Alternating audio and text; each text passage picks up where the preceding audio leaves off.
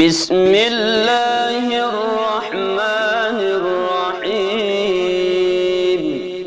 الرحمن علم القرآن خلق الإنسان علمه البيان. الشمس والقمر بحسبان والنجم والشجر يسجدان. والسماء رفعها ووضع الميزان ألا تطغوا في الميزان وأقيموا الوزن بالقسط ولا تخسروا الميزان. والأرض وضعها للأنام فيها فاكهة والنخل ذات الأكمام والحب ذو العصف والريحان. فبأي آلاء ربكما تكذبان؟ خلق الإنسان من صلصال كالفخار وخلق الجان من مارج من نار. فبأي آلاء ربكما تكذبان؟ رب المشرقين ورب المغربين. فبأي آلاء ربكما تكذبان؟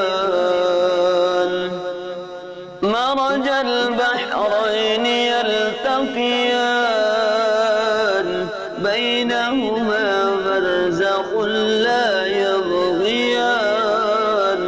فبأي آلاء ربكما تكذبان؟ يخرج منهما اللؤلؤ والمرجان. فبأي آلاء ربكما تكذبان؟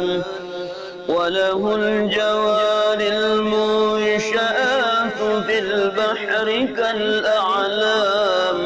فبأي آلاء ربكما تكذبان؟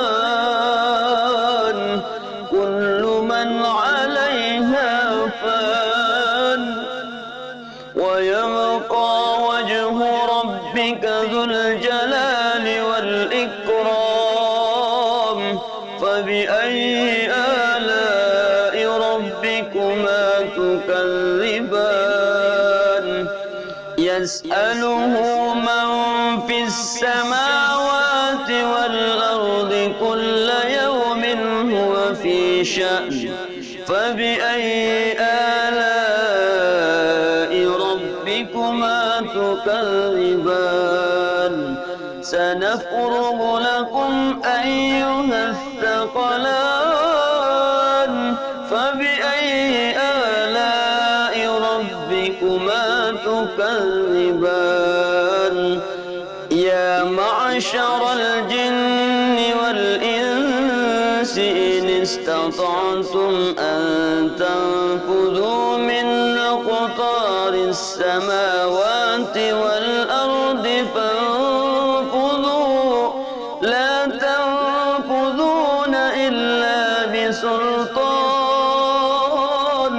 فبأي آلاء ربكما تكذبان؟ يرسل عليكما شواظ من نار ونحاس فلا تنتصران. فبأي آلاء ربكما تكذبان؟